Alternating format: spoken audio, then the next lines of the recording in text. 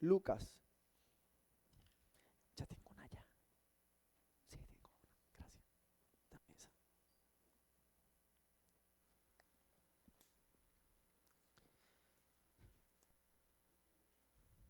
Lucas capítulo 7.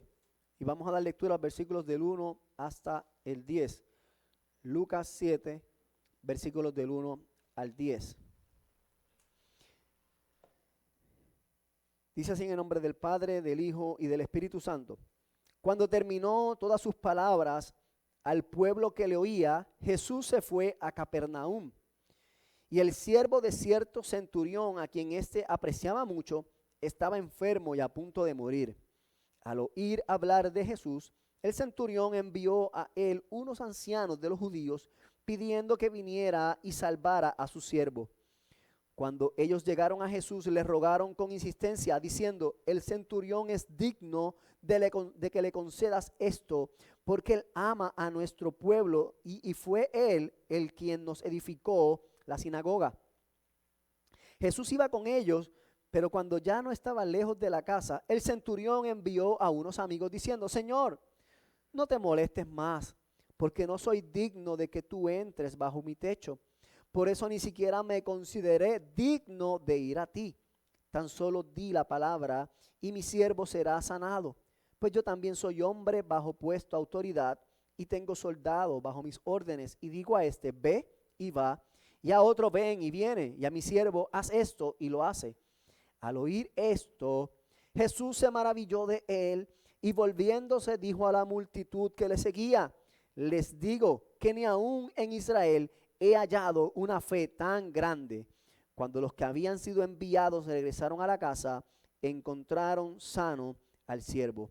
Señor y Padre bueno que estás en los cielos, venimos delante de tu presencia, Señor, para aclamar y pedir a ti que en tu gracia tú nos permitas poder predicar este sermón, Señor, de manera fideligna, Señor. Señor, ayúdanos, Padre, a poder ser claros en el mensaje, Señor, de manera que todos los hermanos puedan escuchar el mensaje, puedan entenderlo, puedan comprenderlo, pero sobre todas las cosas puedan internalizarlo, Padre. Ayúdanos, Señor, a crecer en nuestra fe cada día más, de manera que podamos glorificarte. En Cristo Jesús te lo pedimos, Señor nuestro. Amén y amén. Se pueden sentar, amados hermanos. Hoy quisiera comenzar de una manera un poco diferente, aunque ya otras veces lo he hecho, no muchas veces. Quisiera comenzar con una ilustración, y esta ilustración va a tener un to be continue, continuará, pero luego la vamos a terminar.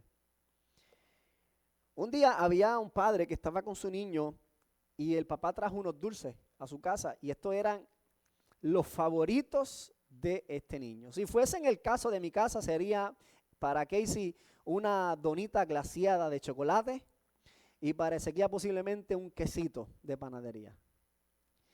Pero ¿qué pasa? Que este padre trajo los dulces y le dijo al niño: hey, todavía no te vas a comer el dulce, los voy a poner aquí, pero no te los vas a comer hasta que yo te dé la autorización. La cosa es que el papá se fue, se olvidó del niño, el niño estaba allí muy tentado por los dulces. Así que como el papá no regresaba, el niño simplemente se comió los dulces.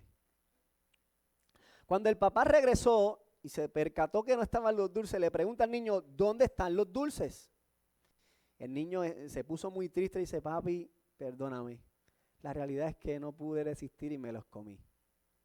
El papá simplemente se sintió muy frustrado, quizás un poco molesto, entristecido por lo que el niño había pasado.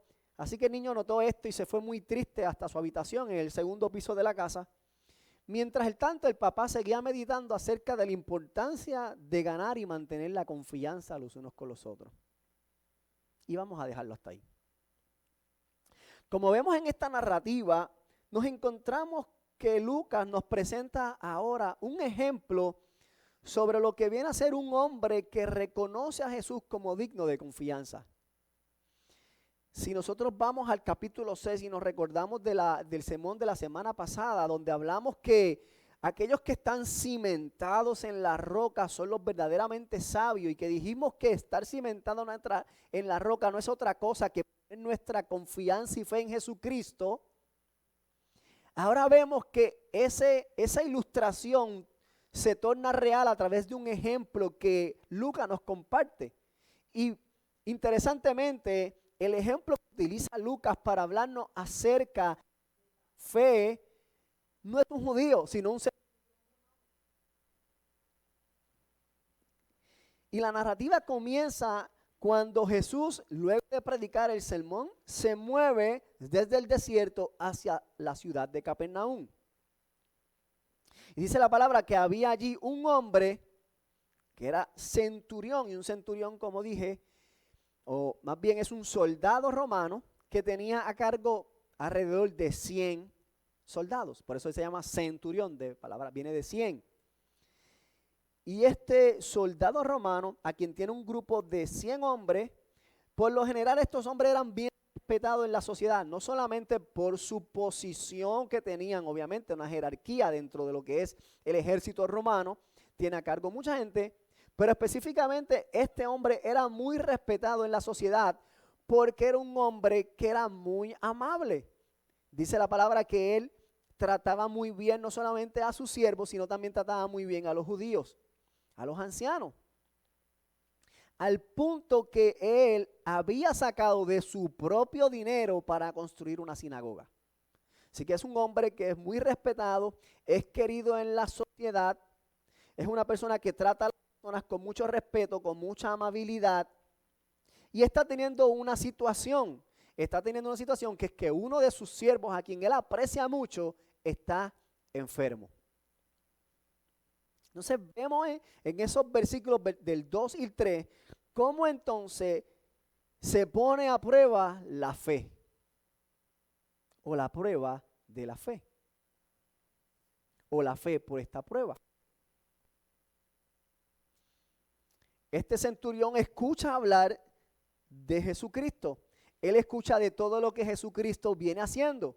Él ha escuchado que Jesús es un hombre que predica, que enseña, que sana, que liberta y que la gente lo sigue.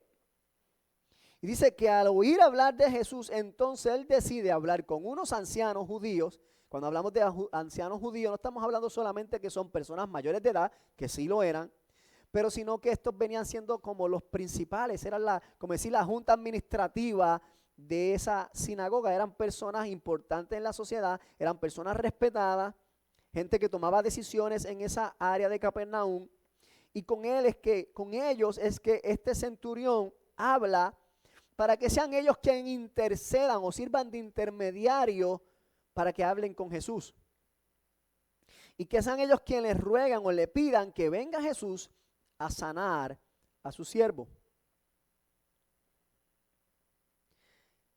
Lo interesante de todo esto es lo siguiente, es que cuando viene la prueba o la enfermedad a este siervo que es del centurión, los siervos son los esclavos. Y si él vive bajo el imperio romano, un centurión romano, significa que no solamente tiene poder, tiene autoridad, también tiene dinero. Y si el siervo está enfermo, fácilmente él pudo haber dicho para sí, bueno, pues cuando se muera compramos a otro. Los esclavos tenían menos, en ese tiempo tenían menos valor inclusive que un mismo animal de agricultura. Eran considerados casi como si no fueran personas, y este centurión está preocupado por él, y en vez de decidir desecharlo, decide entonces moverse en fe para pedirle a través de unos ancianos que hable con Jesús para que venga y lo sane. Interesante que un romano, que es gentil, que es centurión, no acudió a los médicos, no acudió al imperio, no acudió a simplemente adquirir otro siervo nuevo, sino que acudió directamente donde Jesús. Ante la prueba que él estaba viviendo, él decidió moverse en fe hacia Jesús. Y una pregunta que nos tenemos que hacer nosotros es, ¿a quién nosotros recurrimos cuando llegan nuestros momentos difíciles? ¿A quién es a quien nosotros recurrimos cuando llegan los momentos que nos dejan entre la espada y la pared? No estamos hablando con eso que si nos enfermamos yo no voy a ir al médico. No estoy diciendo que si tengo una situación que alguien me pueda ayudar a resolver, yo no me muevo en esa dirección, pero ¿a quién es quien principalmente nosotros recurrimos cuando tenemos la necesidad? Cuando tenemos un problema, cuando tenemos una situación. Este centurión se movió hacia Jesús. Él estaba entendiendo que Jesús era digno de confianza. Lo que nos lleva a nuestro segundo punto. Lo que algunos consideran digno de confianza. O cómo este mundo evalúa aquello que es digno de confianza. Eso lo vemos en los versículos 4 y 5. Dice, cuando llegaron ellos, o sea, cuando llegaron quienes, los ancianos judíos, le rogaron con insistencia a Jesús diciendo, el centurión es digno que le concedas esto, porque él ama a nuestro pueblo y fue él quien nos edificó la sinagoga. En otras versiones dice, él es merecedor. Él es merecedor de que tú le concedas el milagro, porque él hizo esto y esto y lo otro por nosotros. Entonces vemos que los ancianos judíos que van delante de Jesús a rogar para que él opere un milagro, su base o su fundamento para la cual ellos quieren que Jesús haga el milagro es la dignidad del centurión. El merecimiento de que este centurión se lo merece. Este centurión es digno de que tú hagas.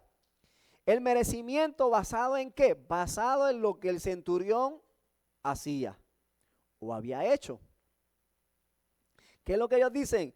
Este es digno de que le conceda porque él nos construyó la sinagoga. O sea, si no la hubiera construido, que se fastidie su siervo. ¿Me va entendiendo? Porque él hizo esto y esto y esto, que es bueno, entonces se merece que tú lo recibas, lo ayudes, le cumplas su petición. Y es muy importante que podamos entender que en la cultura judía específicamente en ese tiempo, las personas que eran benefactores, este tipo de personas que eran gente con poder y que de alguna manera se movían en generosidad a poner su dinero para ayudar a aquellos que estaban necesitados o que ayudaban en lo que en este caso en la construcción de una sinagoga, eran gente que era muy respetada, era muy admirada y una gente que tenía mucho valor a los ojos de la sociedad. Porque este gentil, que no es parte del pueblo judío, está sacando de su propio dinero para invertirlo en la obra del servicio de la comunidad judía. Así que obviamente tenía mucho valor para ellos el tener a esta persona de su lado. No solamente porque era una persona que amaba a la gente, que trataba bien a la gente, sino que daba. El problema es que ellos pensaban que porque el centurión estaba haciendo buenas obras, era digno o merecedor de recibir el milagro. Pero la pregunta que tenemos que hacer no es, ¿realmente lo era? ¿Realmente él era digno de recibir algo de Jesús? Es una pregunta que nos podemos hacer. Pero vemos que Jesús no rechazó el pedido de los ancianos, sino que comenzó a caminar en dirección a la casa del centurión. Así que vemos que Jesús se mueve a misericordia y comienza a caminar en dirección a la casa del centurión.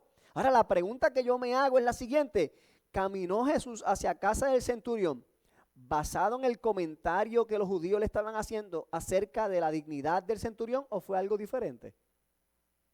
¿Fue que porque Jesús dijo, es cierto, él es digno, voy a caminar para allá? ¿O fue otra cosa lo que realmente movió a Jesús a caminar en dirección del centurión? Es que muchas veces nos encontramos nosotros mismos con el pensamiento que tenían estos ancianos judíos en nuestros días. Estos mismos pensamientos siguen estando. Personas que piensan que son dignas de todas las cosas. Gente que cuando llega el momento difícil, se acercan delante del Señor y van allá y le dicen, esto es lo que yo he hecho por ti, Señor, yo espero que tú hagas esto por mí. Yo he hecho esto, esto y esto y esto y esto, por favor concédeme, Señor, lo que yo te estoy pidiendo. Eso es lo que estaban haciendo los judíos, estaban yendo con la lista de cositas que el centurión había hecho para entonces decirle, entonces tú te debes mover a esto. Es como si fuera un sistema de retribución. Yo hago, tú me das. Pero realmente eso es la manera que nosotros debemos acercarnos a Jesús. Debemos acercarnos nosotros con ese sentimiento o ese pensamiento de que somos dignos y merecedores de recibir algo del Señor. Y muchas veces lo hacemos sin darnos cuenta, hermano.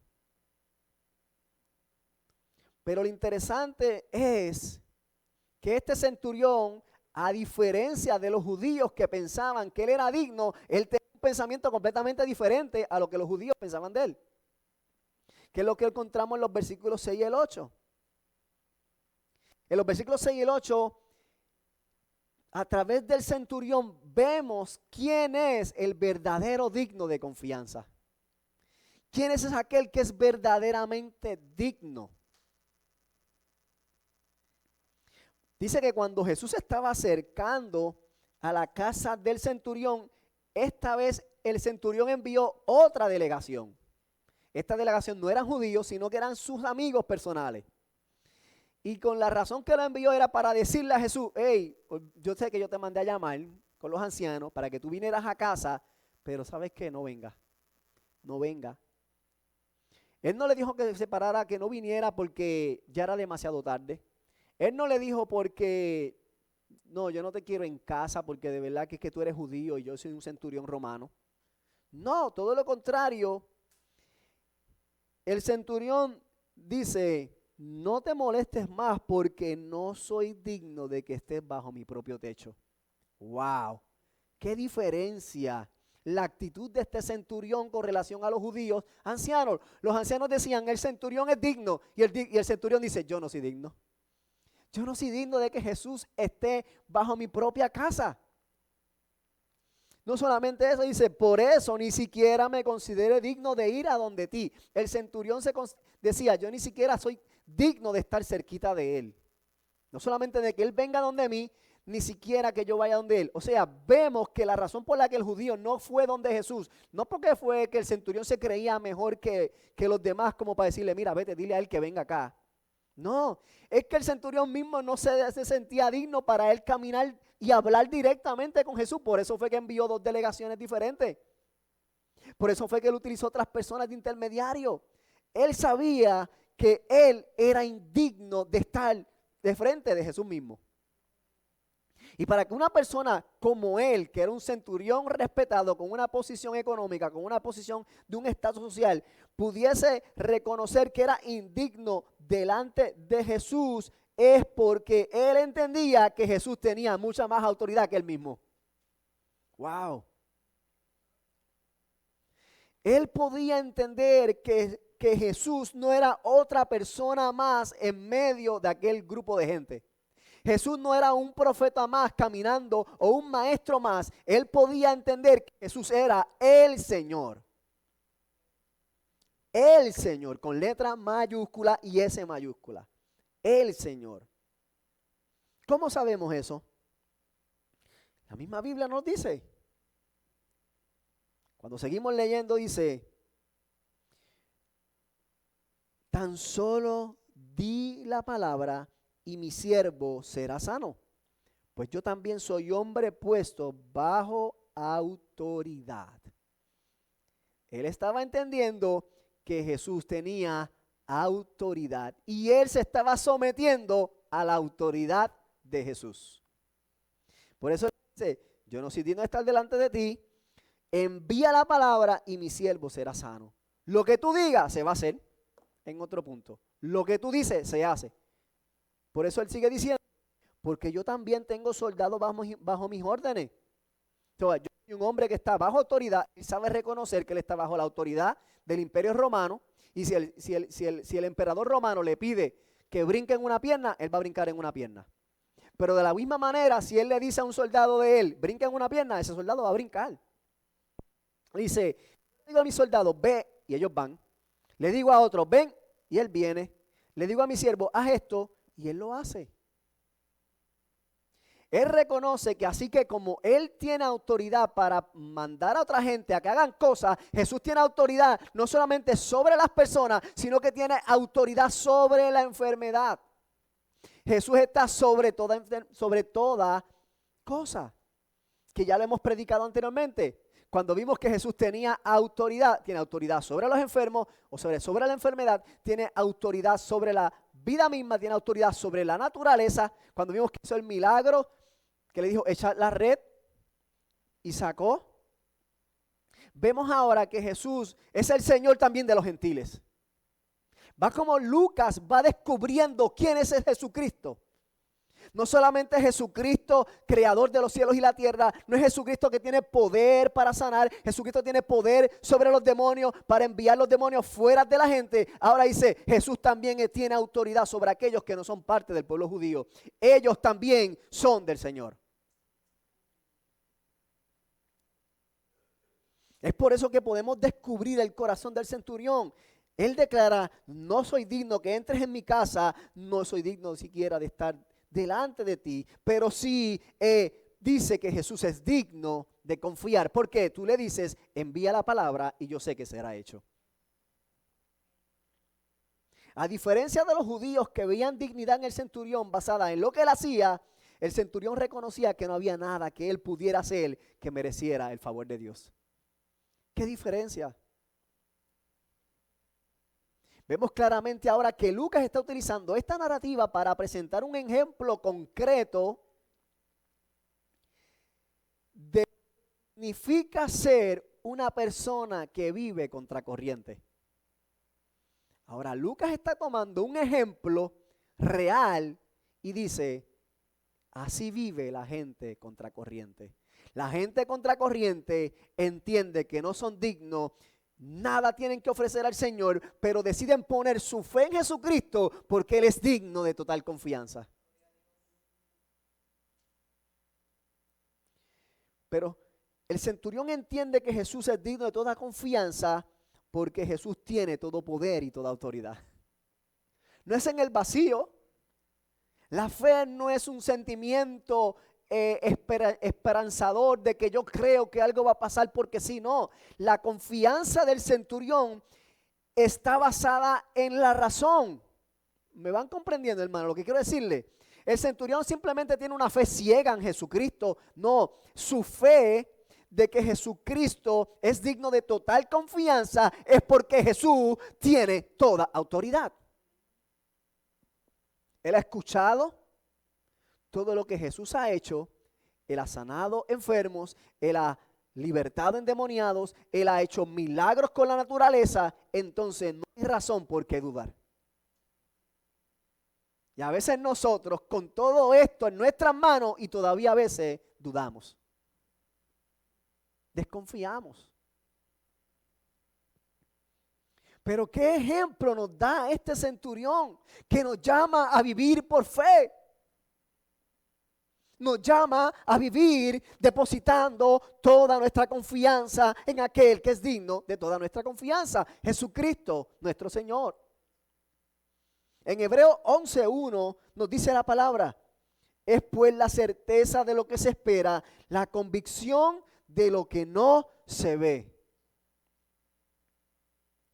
Allí, este centurión estaba siendo un ejemplo vivo de tener fe, una fe que es razonable, una fe que está basada en la realidad, en los hechos de que había un hombre que había nacido conforme a la Escritura y que estaba realizando todo lo que decía que iba a realizar y estaba cumpliendo todo lo que decía que iba a cumplir. No es un sentimiento de pura esperanza, no, es que hay una realidad, unos hechos que confirman que Jesucristo es digno de toda confianza. Todo lo que Jesucristo ha dicho, lo ha cumplido. Todo lo que la palabra ha dicho de Jesucristo se ha cumplido. Entonces nosotros tenemos que vivir con la certeza de lo que se espera, la convicción de lo que no se ve. No es que yo estoy esperando algo que yo no he visto. No, yo estoy esperando lo que Cristo dijo que iba a pasar, aunque todavía no lo haya visto. Diferente.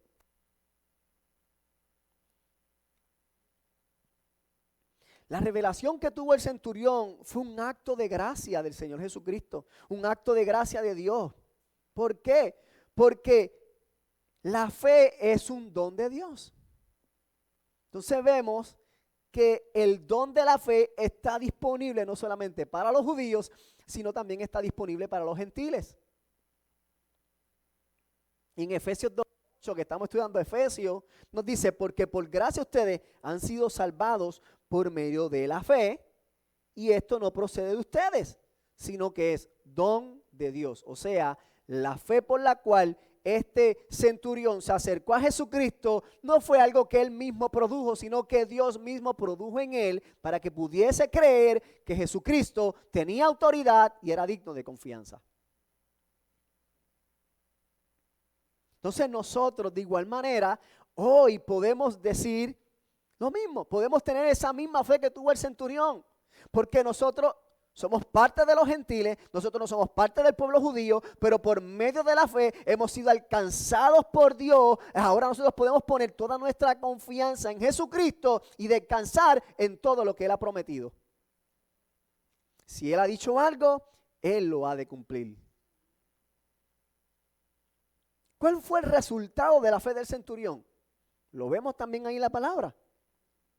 Versículos 9 y 10. El resultado de reconocer al verdadero digno de confianza fue la sanidad del siervo.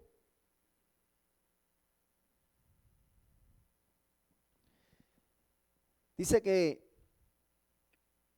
cuando Jesús oyó lo que el centurión había enviado a decir, quedó asombrado. Y dijo, ni aún en Israel he hallado una fe tan grande. Jesucristo mismo tuvo que reconocer allí frente a toda aquella multitud. ¿Usted quiere saber lo que es tener fe? He aquí el ejemplo. He aquí el ejemplo. ¿Qué fue? Que él empezó a decir, yo declaro en el nombre de Jesús que mi siervo está sano. No, eso no se llama fe. Fe es decir, yo no puedo hacer nada, yo no soy digno, pero yo voy donde aquel que tiene toda la autoridad para hacer como él le plazca. Tú di tu palabra, Señor, que yo confío en lo que tú digas. Eso es fe. Es confiar en Jesucristo a pesar de las circunstancias. Es poner nuestra confianza en aquel que es capaz de hacer lo que Él quiera, pero nos sometemos a lo que Él decida. Oh, eso es fe. Eso es verdadera fe. Claro, Jesús se movió a misericordia y dice la palabra que cuando regresaron los que habían sido enviados se encontraron con que el siervo había sido sanado. Este centurión recibió el milagro que estaba esperando. El milagro por el cual se movió en fe. No el de empezar a declarar, no empezar a decretar, sino de que él confiaba de que Jesucristo era digno de toda alta confianza y que tenía toda autoridad para hacer como él quisiera. Si tú dices, él será sano, será sano. Yo creo eso. Y esa es mi fe.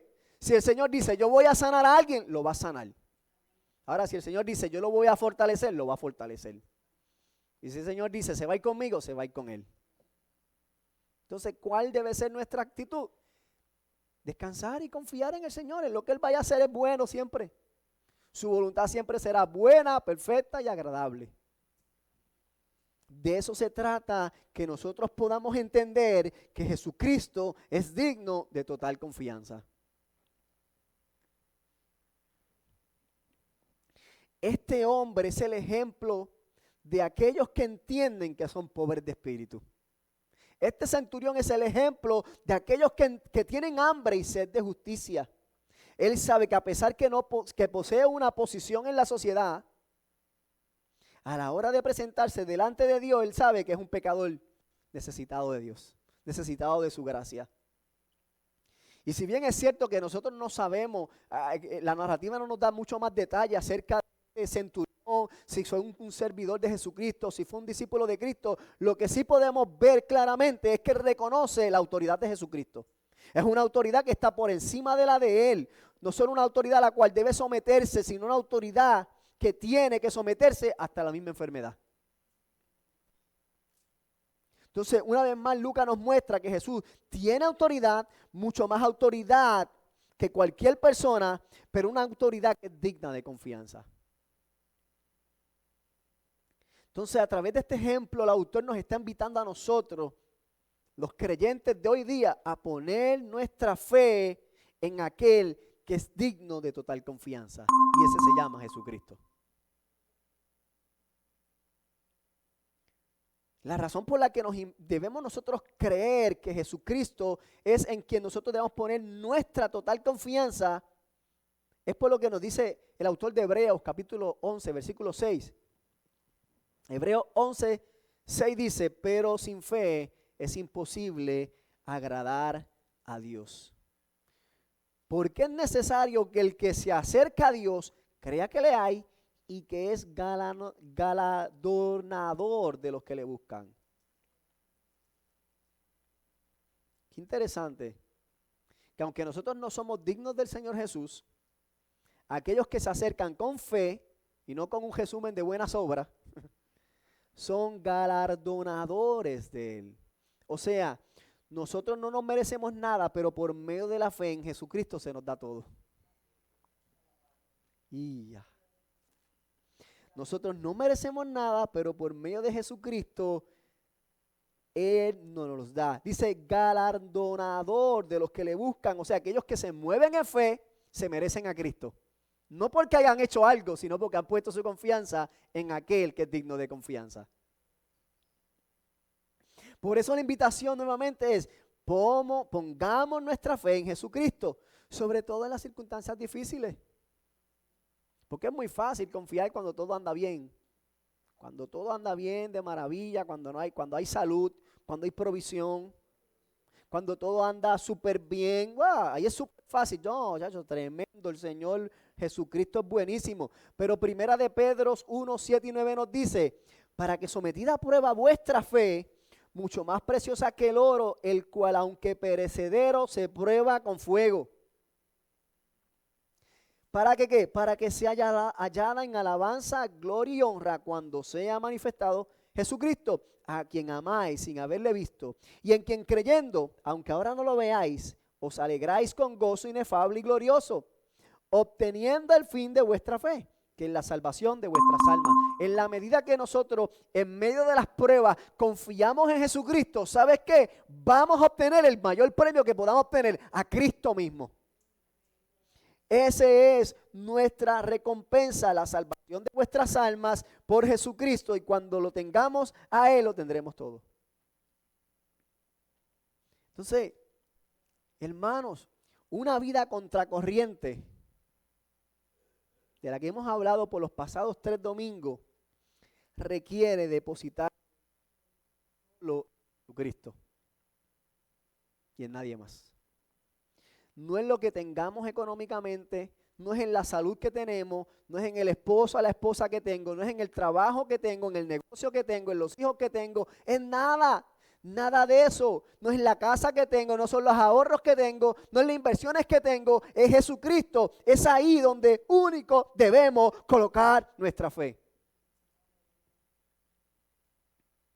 Nosotros, al igual que el centurión, no somos dignos de Jesucristo, mas en su gracia Él nos alcanzó. Nos ha dado salvación por medio de la fe, según dice Romanos 1:17, porque en el evangelio la justicia de Dios se revela por fe y para fe, como está escrito, mas el justo por la fe vivirá. Si nosotros ponemos nuestra fe en Jesucristo, aunque venga la circunstancia difícil, ¿sabe qué? Vamos a vivir. Vamos a vivir, sea aquí o sea allá. Pero hay vida eterna en Cristo Jesús.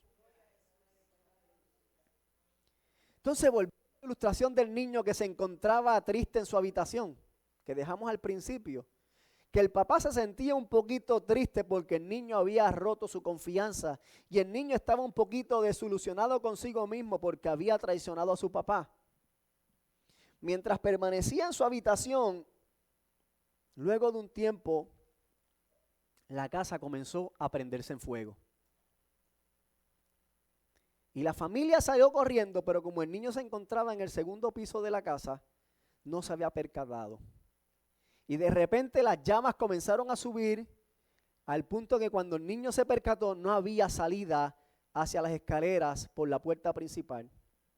Y no le quedó de otra que asomarse por la ventana y encontrar un hueco y salir al techo de la casa.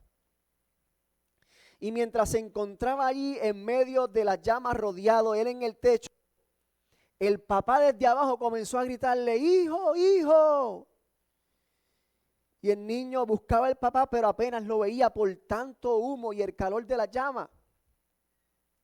Y el niño decía, papá, te escucho, pero no te veo. Y el papá comenzó a decirle, salta, salta. Y el niño, papá, es que no me atrevo porque no te veo. Y el papá le dijo, no te preocupes que aunque tú no me ves, yo te estoy viendo. Aunque tú no me ves, yo te estoy viendo. Tírate que yo te voy a atrapar. Y en aquel niño, confiando en su papá, en las palabras de su papá que le dijo, lánzate que yo te voy a atrapar, el niño se lanzó al vacío y cayó en los brazos de su padre. Cuando el niño finalmente estuvo a salvo, le dijo, papá, aunque tenía mucho miedo, porque no te veía, pude confiar en ti. Yo sabía que no me ibas a dejar caer. El papá de este niño era digno de confianza. A pesar de que el niño le había fallado a su papá anteriormente y había sido indigno de la confianza de su papá, el papá sigue siendo digno de confianza. Nuestro Padre Celestial es digno de confianza. Tanta confianza que dio a su Hijo unigénito para que viniera a esta vida, a este mundo, a vivir y a sufrir por nuestros pecados, a fin de que nosotros pudiésemos tener salvación. Entonces, a pesar de que nosotros somos indignos, podemos confiar en aquel que es digno de confianza. Es posible que tú le hayas fallado en un momento al Señor, pero ¿sabes qué? Él no te va a fallar a ti. Porque tú y yo somos imperfectos como ese niño, que muchas veces cometemos errores, tomamos decisiones incorrectas, pero Dios sigue siendo fiel a lo que Él ha prometido para nosotros. Tenemos un llamado, hermanos. Seamos como ese niño y lancémonos en los brazos de nuestro Padre Celestial. Confiemos que Él es el único digno de total confianza, porque Él envió a su Hijo para que viniera y salvara a gente como tú y como yo, gente que estaba perdida, sin esperanza, pero que hoy podemos tener la confianza de que estamos seguros en los brazos de Él. Oramos. Señor, te damos gracias. Gracias por tu palabra que nos recuerda que tú eres digno de toda confianza. A pesar de que muchas veces nosotros fallamos, Señor. Cometemos errores, pecamos contra ti, Señor. Y somos indignos delante de tu presencia, pero por medio de Jesucristo, en quien hemos puesto nuestra fe y nuestra total confianza, nos podemos acercar a ti, Señor. Ayúdanos, Señor, cada día a crecer en fe, de tal manera que en medio de las circunstancias difíciles de la vida podamos tener la certeza de que tú nos estás cuidando, de que tú estás con nosotros y que nunca nos dejarás, Señor. Por Cristo Jesús te lo pedimos, Señor nuestro.